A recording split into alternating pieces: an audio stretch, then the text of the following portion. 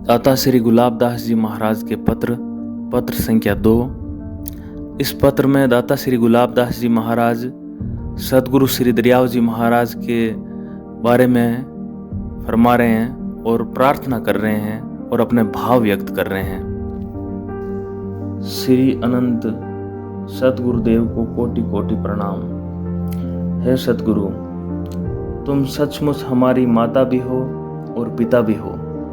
हे देवादिदेव, आपकी सेवा में हमारे दोनों हाथ एवं मस्तक हैं। इस अविद्या की सृष्टि में आपके सिवाय हमारा न कोई हुआ है न होगा।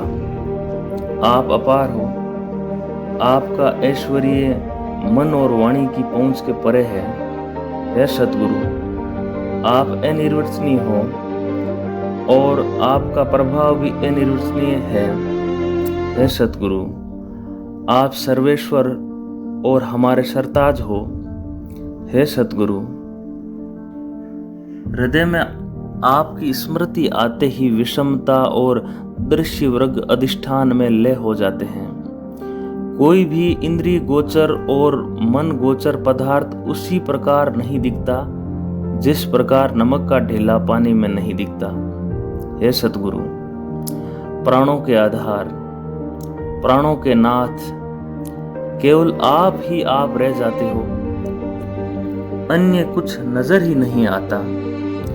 आपके प्रभाव रूपी प्रसाद का पता लगते ही जगत का अवशेष तक नहीं रहता। आप ही अपने आप में पूर्ण, सब गोचर वस्तुओं से अतीत, सबके जीवन रूप में अपने आप को प्रकट कर देते हो। हे दयानिधि, हमारी अल्प शक्ति आपको कैसे जान सकती है। आप दयानिधि हैं, दया के केंद्र हैं। आप अतुल्य हैं, आप असीम हैं, आप विषम हैं, आप अपार हैं।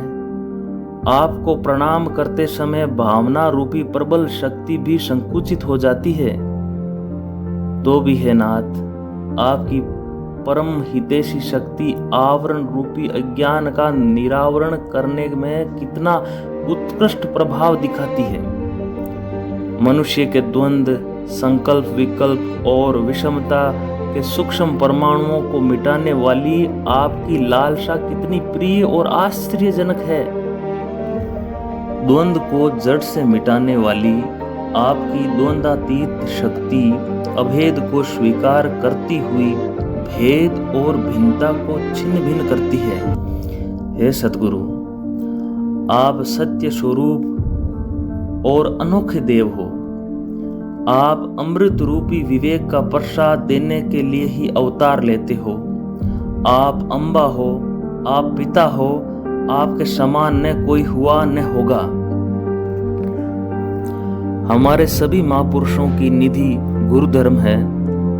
उपरोक्त शब्द साक्षात श्री सदगुरुदेव दरियाव महाराज की गाथा है। इसका स्मरण करते हुए जल में पत्थर डूबता है, उसी प्रकार डूब जाओ। दाता श्री गुलाबदास जी महाराज के चरणों में कोटि कोटि दंडवत प्रणाम। सभी राम सनई भाइयों और बहनों को राम जी राम।